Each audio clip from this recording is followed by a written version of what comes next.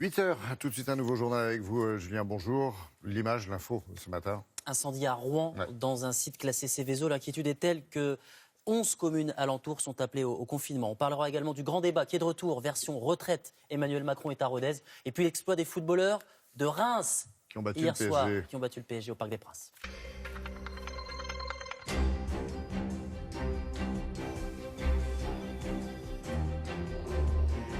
Bonjour à tous. Un gigantesque incendie est donc en cours à Rouen dans une usine classée Céveso, c'est-à-dire un site qui abrite des substances dangereuses. Des dizaines de pompiers sont mobilisés. Toutes les écoles de la ville sont fermées. 11 communes alentours sont appelées à se confiner. Oslem Unal. Un énorme panache de fumée et des flammes impressionnantes dans le ciel de Rouen. Peu avant 3 heures cette nuit, cette usine qui fabrique des additifs pour lubrifiants prend feu. Un feu qui, selon la direction du site, est parti d'un stockage de produits conditionnés. Le site est classé Céveso, donc sensible. La zone est quadrillée. Sur Twitter, la préfecture de Seine-Maritime appelle à éviter le secteur. Des moyens importants sont mobilisés sur place. Le dispositif sapeur-pompier est en train d'évoluer, il monte en puissance. J'ai sur place, là tout de suite, plus de 200 pompiers. J'ai plus de 25 centres du département qui ont été engagés. J'attends des renforts nationaux et des renforts des départements voisins.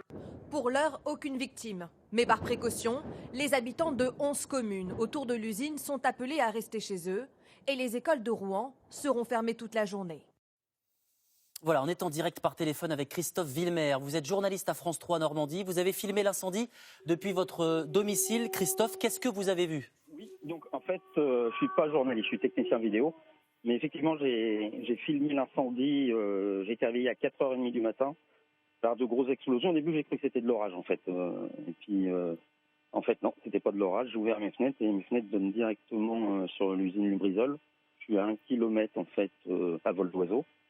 Et c'est très très impressionnant, ça continue de flamber là avec un panache comme on l'a dit dans le reportage, un panache énorme de fumée.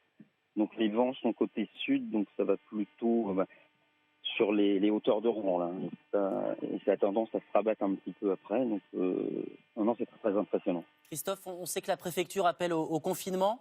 Comment réagissent les habitants? Alors là, moi, je ne sais pas. Là, je suis resté chez moi, a priori. La circulation est difficile. Il n'y a pas tant de circulation que ça. Je pense que les gens ont écouté France Bleu, qui depuis le début a alerté sur l'incendie. Après, je ne sais pas si vous entendez les sirènes. Là, elles sont mises en route à partir de 8h. Là.